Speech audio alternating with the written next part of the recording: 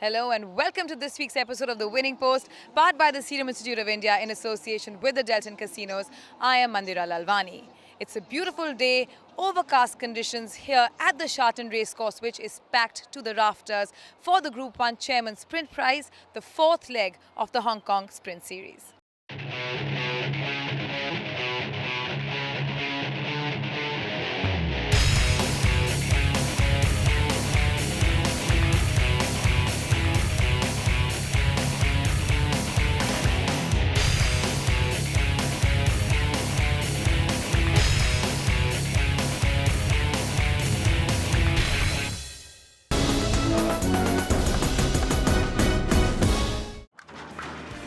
Hong Kong is home to some of the world's most top-class racing. Its two race courses, Happy Valley and Sha Tin, see high-caliber racing action both locally as well as internationally. The Sha Tin Race course plays host to the Hong Kong Derby, Queen Elizabeth Cup, the Hong Kong International Races, and of course the Chairman's Sprint Prize and the Champions Mile. The race course officially opened its doors in October 1978 and marked a new era for Hong Kong racing. Keeping this in mind, an elite 1,200-meter contest was inaugurated, titled the Hong Kong Sprint Championship. But a more familiar moniker, the Chairman's Prize, was introduced a year later. The Arthur Ward Train Everwin took the first running under Tony Cruz. By 1989, just a little over a decade after its inception, the race was a $1 million affair. That year's contest being worth 1.032 million Hong Kong dollars. 3 years later, it attained Hong Kong Group 1 status, and in the 1993-94 season, when the Hong Kong Speed Series was established, the Chairman's Prize took its place as one of the three legs. It was in 2001 that the race title became the Chairman's Sprint Prize, and the purse that year was 4.5 million Hong Kong dollars. In 2007, the race shifted to February from a March-April slot in the calendar, thus becoming the second leg of the Speed Series. This year's renewal added another dimension to this elite race. This year, the race was granted International Group 1 status and carried record prize money of 10 million Hong Kong dollars. The race also acted as the final leg of the Hong Kong Speed Series and the fourth leg of the Global Sprint Challenge.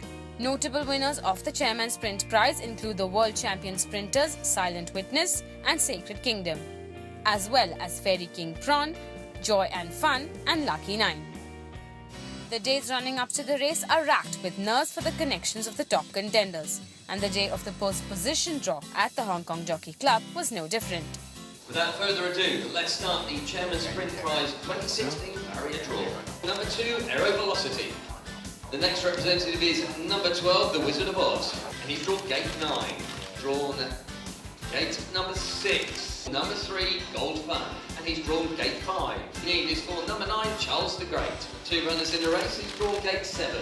Number 11, which is Amazing Kids, has drawn gate 4. Number 14, Divine Boy, and he's drawn gate 10. Next one is number 6, Not Listening to Me. Number 4, Peniaphobia. Number 5, Buffering. The Chairman's Sprint Prize has $10 million on offer and a whole lot of subplots that make this race even more thrilling, be it the Aussie face-off between Buffering and Chautauqua, or the fact that Hong Kong top jockey Joe Moreira has chosen to ride a Wizard of Oz over his local regular favourite Peniaphobia. Hong Kong's blue-eyed boy Joe Moreira had led Peniaphobia to victory in December's Longines Hong Kong Sprint and ridden him third in Hong Kong's Centenary Sprint Cup, as well as the Alcoa Sprint at Meydan. For this race, however, he chose to partner with the J-size train the Wizard of Oz, who was Hong Kong champion Griffin in 2015 with 3 from 3, but had since not been in the best form, placing 5th in the Hong Kong Group 1 Hong Kong Classic Mile. It was a hard call, but I can't ride 2 horses. I had to pick one. And actually, I think Wizard is just climbing up, improving each time that I sit on top of him. His last workout in particular was fantastic. And Peniaphobia is coming back from a tough trip to Dubai. I thought he wouldn't be able to have a proper preparation for this race, so I decided to go for a horse that has got a proper preparation. He's on the way up, which we are only going to find out on Sunday. My horse hasn't won a Group 1 yet, but I really think he's capable too. It can be this time, but whatever. If he doesn't win this time, I don't think it's going to take too long until he wins his first Group 1. He's a lovely horse, going forward, and I'm very, very excited about him. Look, some of his win, he impressed everybody. The way how he won, he was showing off that he can be winning some Group 1 races. That grabbed my eyes.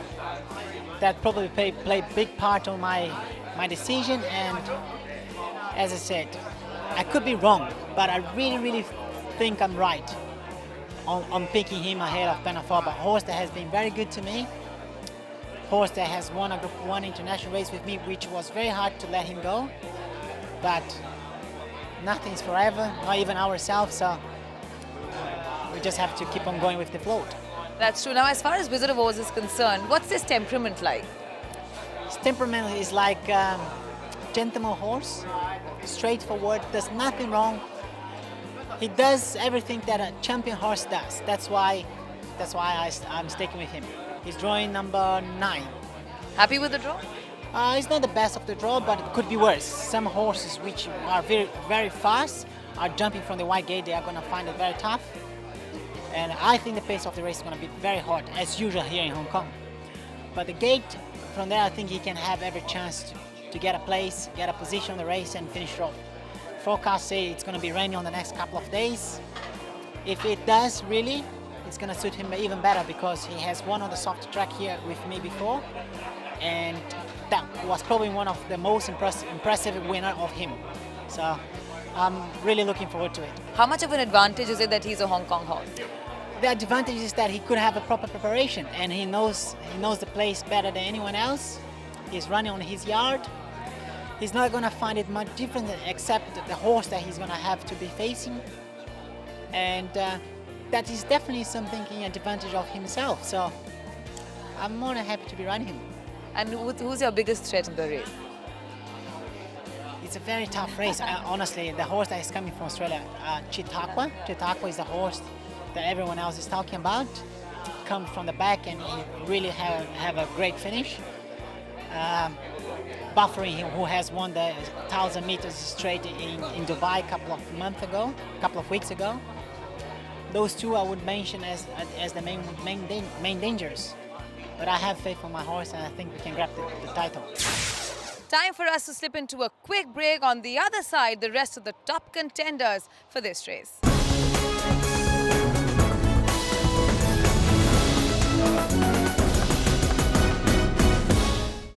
Thank you for staying with us. We are here at the Sha Tin Race course in Hong Kong. There are 14 racehorses in the fray for this race. Let's check out some of the other top contenders who are in with a chance.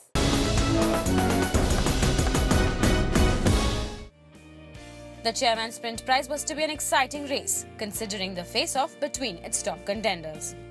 Of the 14, there were 3 international horses ready to square off with 11 of Hong Kong's best. At the top of the charts was Australian Chautauqua, trained by Michael Hawkes, who was coming into the contest on the back of 5 consecutive Group 1 wins on his home turf. It's most probably really good. He's a back marker and there's speed on the inside, speed on the outside, so there should be good speed in the race hopefully, and he'll get back no matter what. That's his style of racing. So and when you do get back, you always need a little bit of luck in the run, so the harder they go, the better it'll suit us. If they trot, walk, canter, well, it does make it hard for us, but at the same time, as I said, the speed in and out, if they run hard, that'll be fantastic. He can handle, rain-affected ground, so wet or dry, it won't make any difference, and most probably wet's even a bit better because some of the others possibly can't handle it. But overall, you'd really like to see an even playing field and a nice, good track where every horse gets his chance, and if you're good enough to win on a day, fantastic, and then, well, nobody can complain. His compatriot Buffering, trained by Robert Heathcote, racked up his 7th Group 1 win with his victory in the all-course sprint in March at Meydan. I heard you say you call him Benjamin Button around the stable. Why is that? Well, he's 8 years old, and extraordinarily it took him to the age of 5 to win his first Group 1, and that was at his 18th attempt. He's now won 7 Group 1s in his last 13 races, so it's quite extraordinary it took him so long, and he's 8 years of age. He doesn't know it, he feels as well as he's ever felt. Well, as far as this race is concerned, he's drawn 3. Are you happy with that draw? very happy, not only happy with barrier 3, but happy with the fact that the main speed runners likely to take him on in the lead have all drawn outside of us. So it gives us the opportunity of finding the rail where I'd like to be. Which horses are the main threats for you? Wow, it's there's no doubt it's arguably the best sprint field we've seen assembled in the world this year, and I think this will give Chautauqua the opportunity of proving that he's the #1 sprinter in the world. He's the highest rated sprinter. We know Aero Velocity's a top horse. We know Gold Fun and Peniaphobia and the American horse, if he's recovered from his bout of sickness that he got in Dubai. Look, all horses on their day are capable of running well, but there's no doubt Chautauqua's the horse I fear the most. Hong Kong's reigning champion sprinter Aero Velocity, who produced devastating form to win January's Centenary Sprint Cup here, led the home contingent.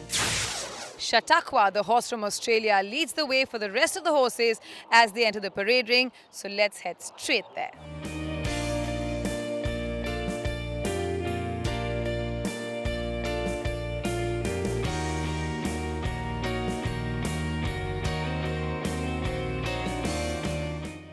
All eyes were on Chautauqua, ridden by Tommy Berry. Local hopes were bolstered by Aero Velocity, trained by Paul O'Sullivan, who was ridden by Zach Burton. Gold Fund, winner of the contest last year, was back in contention once again to defend his title, with Olivier Pellier on his back this time out. With Joe Moreira riding the Wizard of Oz, Peniaphobia was partnered by Matthew Chadwick in the saddle. Australia-trained Buffering had Damien Brown holding his reins. John Moore, Hong Kong's most successful handler, fielded Not Listening to Me, who had James McDonald in the saddle, and Charles the Great, who was partnered by Gerald Mosey. Brett Preble rode Lucky Bubbles, trained by K.W. Louis. Representing the United States was Mongolian Saturday, trained by Enibish Gunbat, ridden by Douglas White. Tony Millard's two chargers, Super Jockey and Stradma, had Chris Deaton and Neil Callan on board respectively. John Size's Amazing Kids was ridden by Nash Ravilla. And rounding it off was Divine Boy, trained by Y.S. Sui, with Casey Lung on board. As the horses make their way to the starting gates, we slip into a quick break. When we return, it's with the first ever Group 1 Chairman Sprint Prize. Stay with us.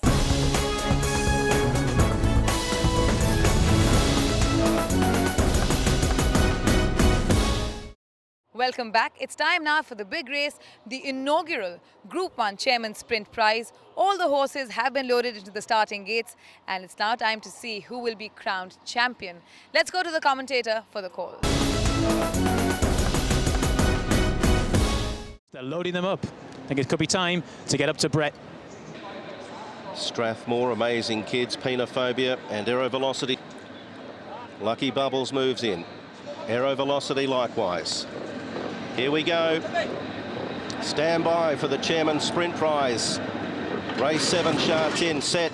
And they're off, and Chautauqua was clearly the slowest out of the gates. Mongolian Saturday away quickly with Peniaphobia. Aero Velocity's charging across. Super Jockey, Not Listening to Me. Strathmore, Lucky Bubbles in behind the pace with Gold Fun. It's a frantic speed up front.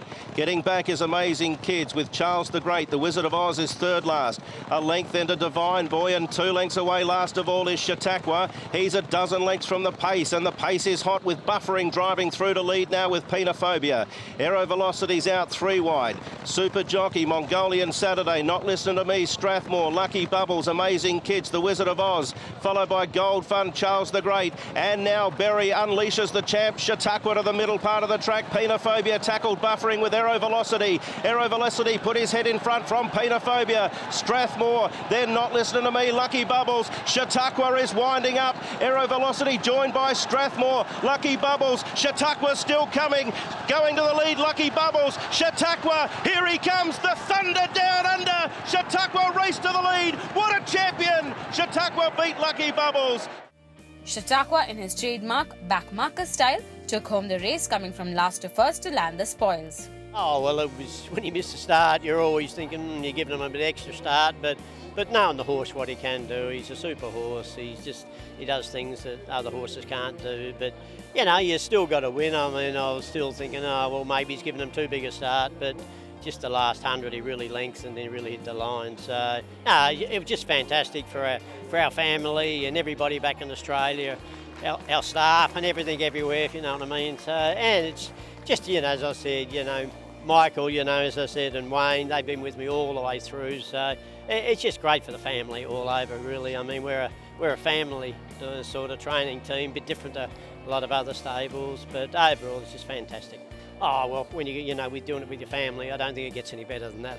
I think when we won our first Group 1 at Rose Hill with Fumicino, I didn't think it could get any better than that, but I think today's really topped that, doing it with the family, Group 1, overseas, just can't get any better, if you know what I mean. Even if we won another 10, if you know what I mean, nothing will ever top this one, I don't think. We've got to think about whether we go to England or not, but anyway, we'll just, think about it in the next 24 hours and just let the dust settle and enjoy the moment for what it is and worry about that tomorrow. It's always great to be, beating the best in your own country, but to come here, get on the world stage and race against the best sprinters in the world, I mean, it doesn't get any better, does it? And to do it the way he did it, is nerve-wracking. I mean, you need a heart doctor straight after these races, but he does it every time, and that's why he's never beaten. I mean, people write him off at the 100-metre mark or in the 50-metre mark, but it's that last burst, and you never give this horse away. He's now up there with the best, and I think we can now say that he is up there, one of the better sprinters in the world. They went hard early, then they put the brakes on, and it's very noticeable. And then you can just see Tommy at the 600-metre mark getting ready to, pick up some ground, because at one stage I think we were only about 14 lengths off the leader. And then you could just see him trying to get into the race, saying, I can't give these horses that big a start. And I still think at the top of the straight we're nearly 10 lengths from them, and that wasn't the plan. The plan was to be within 5 lengths, but to be that far back, and then he got that bump and that put him off balance. I thought, well, he's got his hands full now, but Chautauqua did what Chautauqua does, and he just, once again, I hope it was exciting to the people watching as it was for me, because it was pretty special. Look, at the 100-metre mark, I know what this horse is going to do over that last 100 metres. He just flattens out, and his stride just becomes longer. And I thought if he was in 1 or 2 lengths of the 100-metre mark, he'd win. I know we didn't win by a lot, but it's that last 100 which he did in Melbourne on 3 or 4 occasions, and he's shown you again what he can actually do. And I'd say a lot of people who haven't seen this horse would have said can't win, but I knew he would get there at the end of the day, and it was exciting again, there's no doubt. It's John, and he's what we call the owner trainer, basically. He'll make the decisions, but we had to have a reason to go to England, particularly with a gelding, and we've now got $1 million good reasons why we need to go to Ascot. So if he pulls up well, I'd say all systems go, we'll finish our going across, and hopefully we can compete for the Europeans and again with the people from China and the rest of the world. It's funny, when you get on really good horses, your nerves sort of go a little bit because you believe in their ability, and I did today. There's a bit of an awkward getaway for him today, and they went very quick in the race, so we're quite a fair way off him, but he's got that extraordinary turn of foot the last 600 metres where he just gobbles them up, and today he proved he's the world's best sprinter. Yeah, it's great. Obviously I've been a part of their team for a while now, and it's been great to come over here and for them to experience it, and I know that they've always liked Hong Kong. They've just had to wait for the right horse to bring over, and they brought a horse over quite a while back, but this is the first really good chance they've had, and full credit to them. They've been here for a couple of weeks and put in the hard yards. I just had to jump on his back and steer him around. Oh look, there's a few up there with him. He's obviously very special for me to win an international race on him, an Australian horse, but you got horses like Designs of Rome and Crew to Queen, who was my first good horse that I rode. They've always going to hold a special part in my heart as well.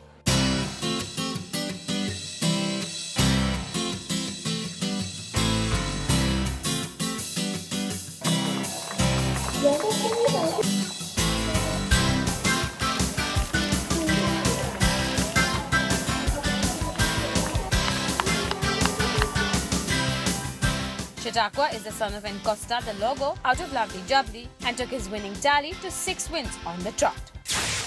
What an enthralling day of horse racing, but as it all starts to wind down, so must we. Thank you for tuning in. Remember, if you missed anything at all, you can always catch it on our YouTube channel.